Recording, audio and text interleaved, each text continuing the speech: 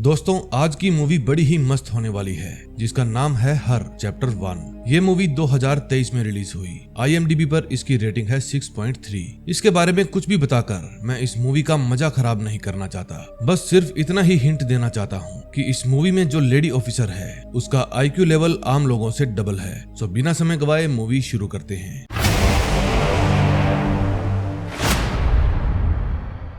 Movie की शुरुआत में हम देखते हैं एक लड़की किसी से बचते हुए भाग रही थी। फिर जो आदमी उसका पीछा कर रहा था वो उस लड़की को शूट कर देता है। तभी हम इंस्पेक्टर अर्चना को देखते हैं। अर्चना सपने में किसी से डर रही थी, लेकिन तभी अलार्म बज जाता है और उसकी आंख खुल जाती है। तभी अर्चना के पास फोन आता है। फिर वो क्राइम सीन पर पहुंच जाती है। क्राइम सीन पर एक लड़के और जो लड़की स्टार्टिंग में भाग रही थी उसकी डेड बॉडी मिलती है। फिर इन्वेस्टिगेशन करते समय इंस्पेक्टर दीपक आकर अर्चना को बताता है कि ये गाड़ी किसी विशाल पशु पार्टी के नाम से रजिस्टर है। हमारे पास इस लड़की की कोई डिटेल नहीं है। फिर अर्चना पूछती है what about the bullet cases. Deepak कहता है कि हमें विशाल की बॉडी के पास एक 9 mm की बुलेट केस मिली है। अर्चना पूछती है और उस लड़की के पास। दीपक जवाब देता है कि अभी तक हमें उस लड़की के पास कुछ भी नहीं मिला। अर्चना दीपक से कहती है कि तुम्हें यहाँ पर कैसे मिलेगा, क्योंकि लड़के को तो पास से शूट किया गया है और लड़की को 50 फीट की दूरी से मारा गया है। फिर अर्चना गाड़ी को अच्छे से चेक करती है। फिर उसे गाड़ी में एक कागज का टुकड़ा मिलता है। फिर अर्चना दीपक से कहती है कि ये गार्डन रिसोर्ट का है, वहां जाकर पूछताछ करो, हो सकता है कुछ पता चल जाए। तभी वहां पर 9 mm की एक पिस्टल केस मिलती है। फिर अर्चना किसी जगदीश के पास फोन करके कहती है कि क्राइम सीन के पास 4 स्ट्रोक ट्रैफिक फुटेज चेक करो। फिर अर्चना पूछताछ के लिए विशाल के घर जाती है। फिर विशाल की वाइफ अनीता दरवाजा खोलती है। तभी अनीता को विशाल की डेड बॉडी दिखाई जाती है। फिर डॉक्टर अर्चना से कहती है कि ये खून रात को 8 बजे से 10 बजे के बीच में हुए हैं। लड़की को सेक्सुअल हरासमेंट किया गया था और विशाल का लेफ्ट साइड का जबड़ा तोड़ा गया है। अर्चना पूछती है उस बुलेट का क्या हुआ। फिर डॉक्टर जवाब देती है कि बुलेट्स अभी भी उसकी बॉडी के अंदर ही हैं। फिर अर्चना विशाल की वाइफ अनीता से कहती है कि कुछ फॉर्मेलिटीज होने के बाद हम आपको विशाल की बॉडी दे देंगे।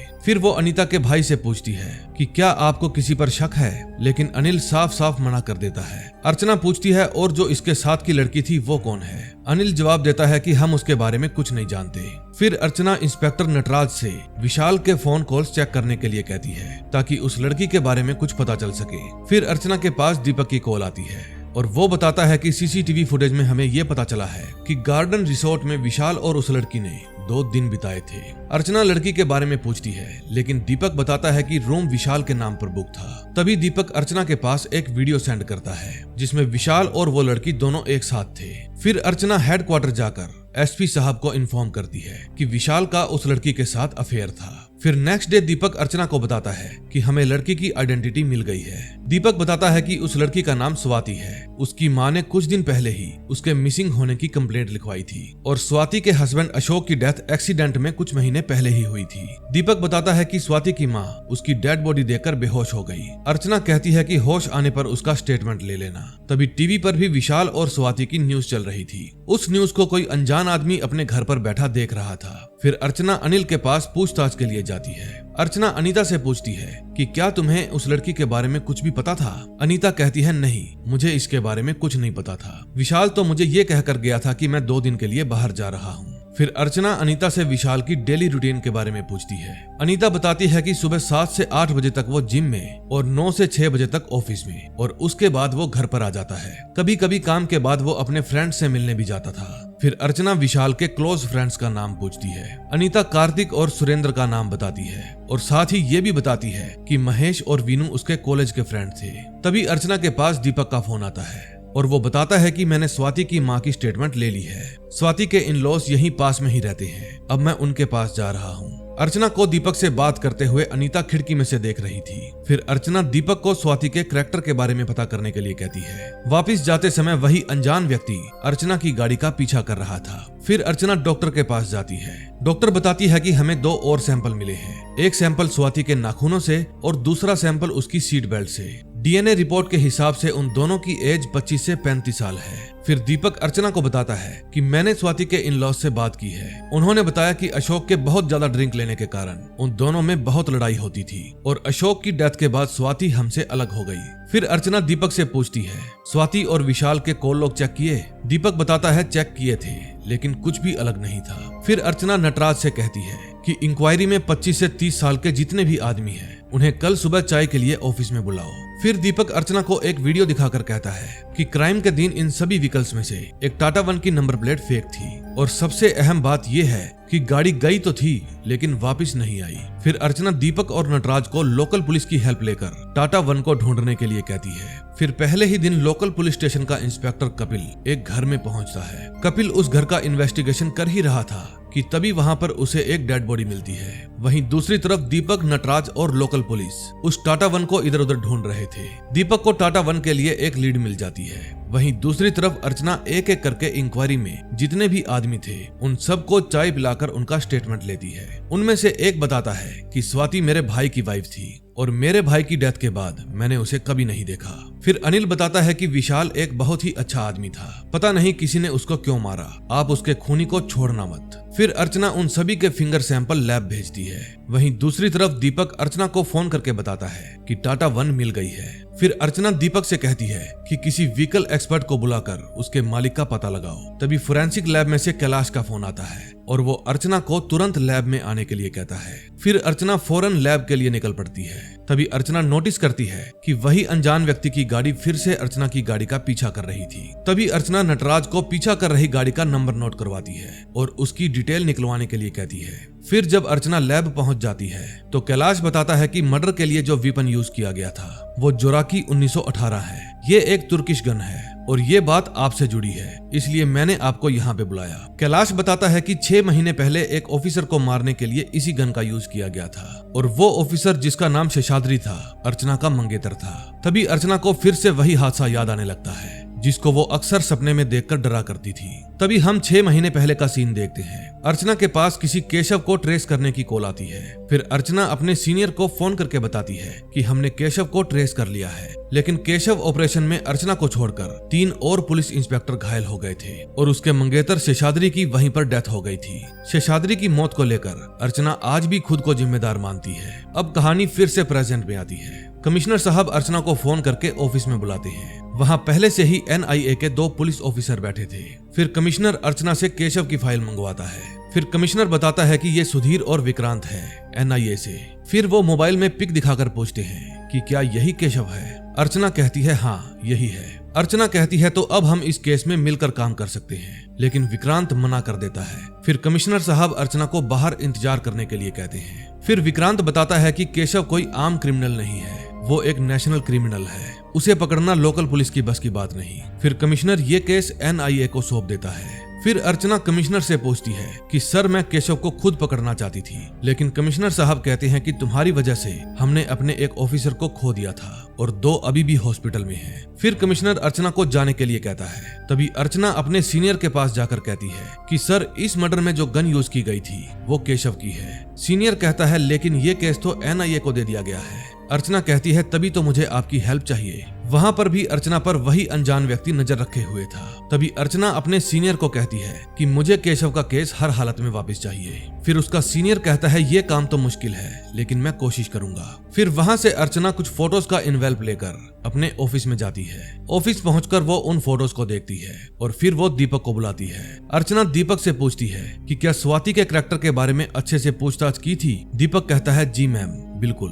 फिर अर्चना पूछती है क्या स्वाति का विशाल को छोड़कर किसी और के साथ भी अफेयर था। दीपक कहता है नहीं। फिर अर्चना दीपक को फोटोज दिखाती है। दीपक फोटोज देखकर हैरान हो जाता है। फिर अर्चना दीपक को भी चाय पिलाती है। फिर पास्ट में हम देखते हैं कि अर्चना उस आदमी से जाकर पूछती है कि तुम मेरा पीछा क्यों कर रहे हो। वो आदमी बताता है कि मेरा नाम रवि वर्मा है, मैं एक प्राइवेट डिटेक्टिव हूँ, मेरे पास आपके लिए इस केस से जुड़ी कुछ डिटेल्स हैं। रवि बताता है कि कुछ महीने पहले अशोक ने स्वाति का पता लगाने के लिए मुझे हायर किया था और जब मैं उसका पीछा कर रहा था तब मुझे पता चला कि स्वाति का अफेयर आपकी टीम के इंस्पेक्टर दीपक के साथ था। मैं आपको बताना चाहता था लेकिन दीपक हर पल आपके साथ था, इसलिए बता नहीं पाया। फिर प्रेजेंट में अर्चना दीपक से पर्सनल पूछताछ करती है। अर्चना पूछती है कि मर्डर की रात तुम कहाँ थे।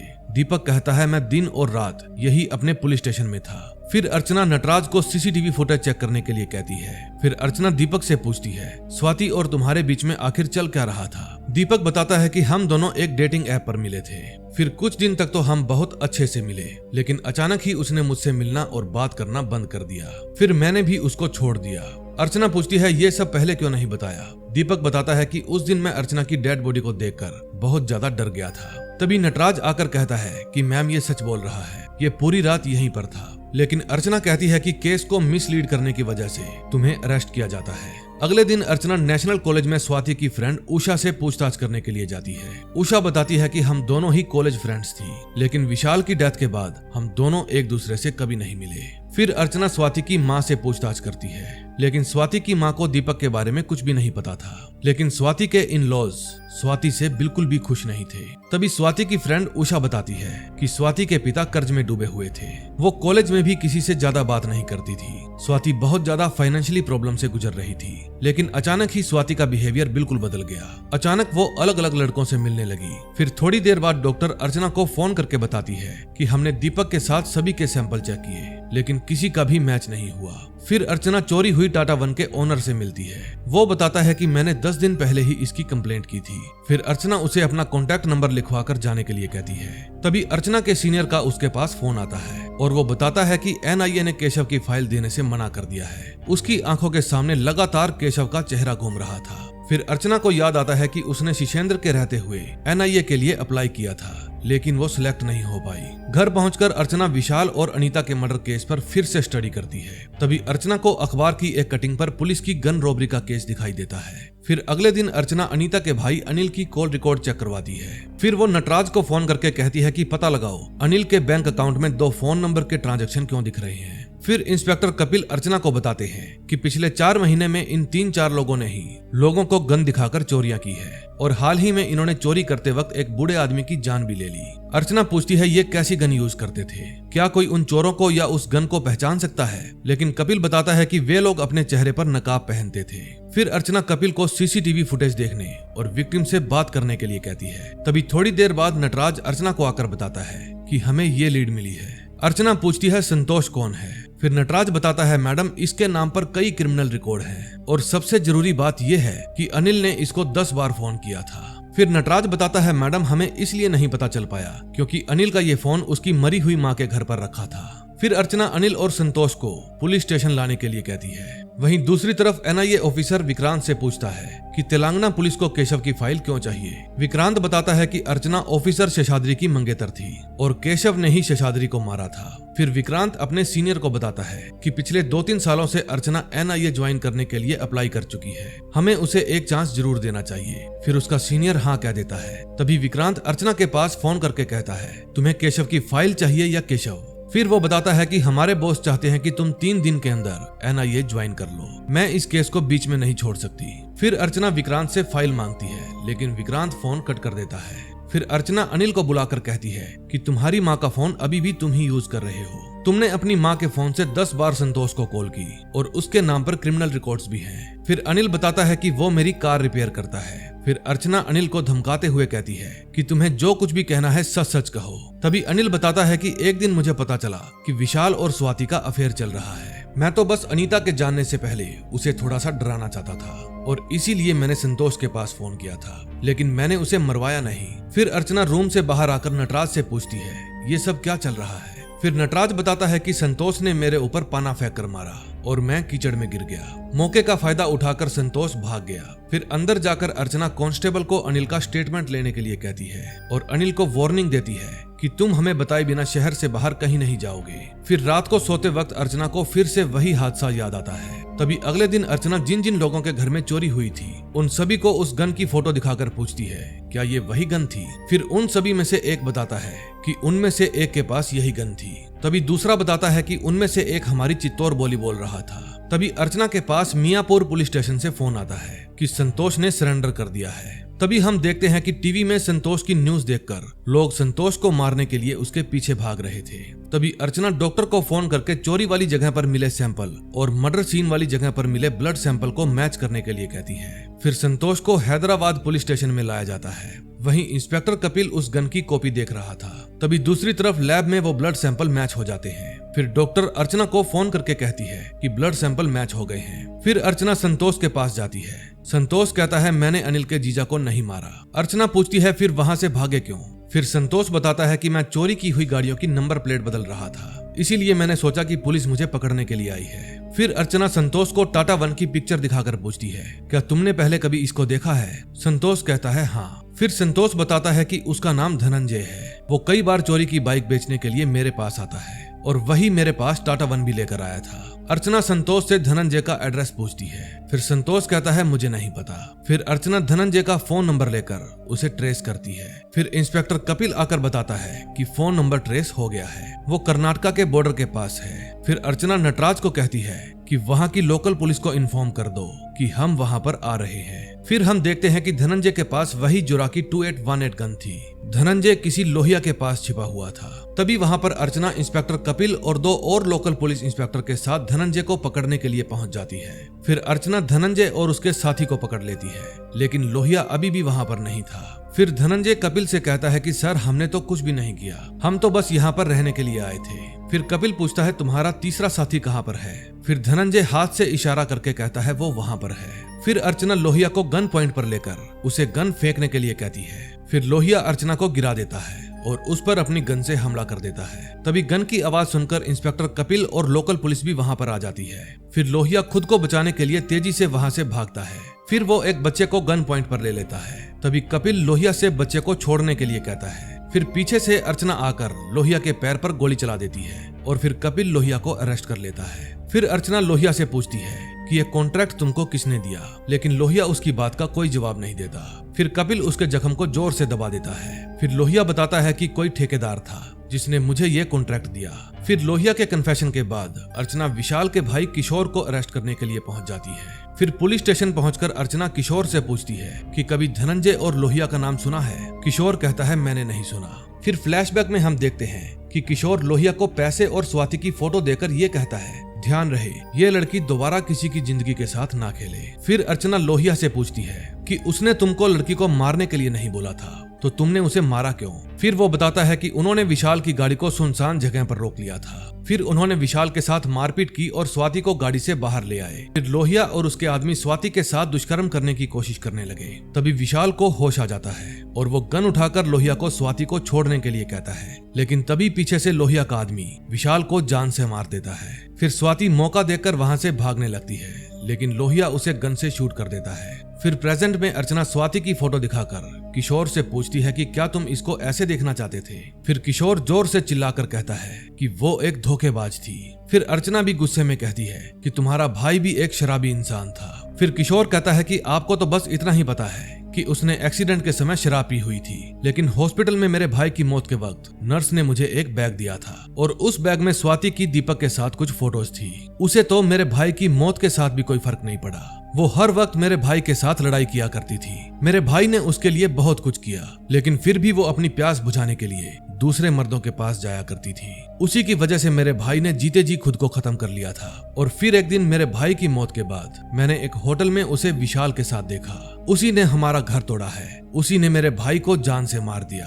फिर अर्चना कहती है कि उसके करैक्टर की वजह से तुमने उसे जान से मरवा दिया, लेकिन किशोर कहता है कि मैं तो बस उसे सबक सिखाना चाहता था। फिर अर्चना कहती है बाय रेपिंग एंड किलिंग तुम इस तरह से उसे सबक सिखाना चाहते थे। किशोर कहता है लेकिन मैं ऐसा नहीं चाहता था। फिर अर्चना कहती है कि तुम्हारी वजह से 2 लोगों की जान चली गई और तुम कहते हो कि तुम ऐसा नहीं चाहते थे। फिर पास्ट में हम देखते हैं कि अर्चना लोहिया से पूछती है कि मर्डर करते समय जो गन तुम्हारे पास थी वो किसकी थी। फिर लोहिया बताता है कि एक घर में हम चोरी करने के लिए गए थे, हमने वो गन वहीं से ली थी। तभी प्रेजेंट में हम देखते हैं कि नटराज किसी की गाड़ी को रोक कर कहता है अपना ड्राइविंग लाइसेंस दिखाओ। उस लाइसेंस में अशोक का नाम था। फिर कपिल अशोक को जोर से तमाचा मारकर कहता है कि गन कहां से मिली। अशोक कहता है कौन सी गन, लेकिन तभी अर्चना कहती है केशव कहां पर है। तभी हम देखते हैं कि वो गन केशव ने ही अशोक को दी थी। और फिर अर्चना के पास NIA की तरफ से लेटर आता है। फिर कमिश्नर साहब अर्चना को कहते हैं कि केशव के आदमी किर्लोस्कर को पकड़ने की वजह से NIA ने तुम्हें फिर से बुलाया है। और फिर NIA ऑफिसर विक्रांत अर्चना को कांग्रेचुलेशन कहता है और केशव की फाइल दे देता है। फिर हम 6 महीने पहले का सीन देखते हैं। हम देखते हैं कि केशव कैमरे में पहले ही पुलिस को आते हुए देख लेता है। फिर पुलिस जैसे ही गोदाम के अंदर आती है,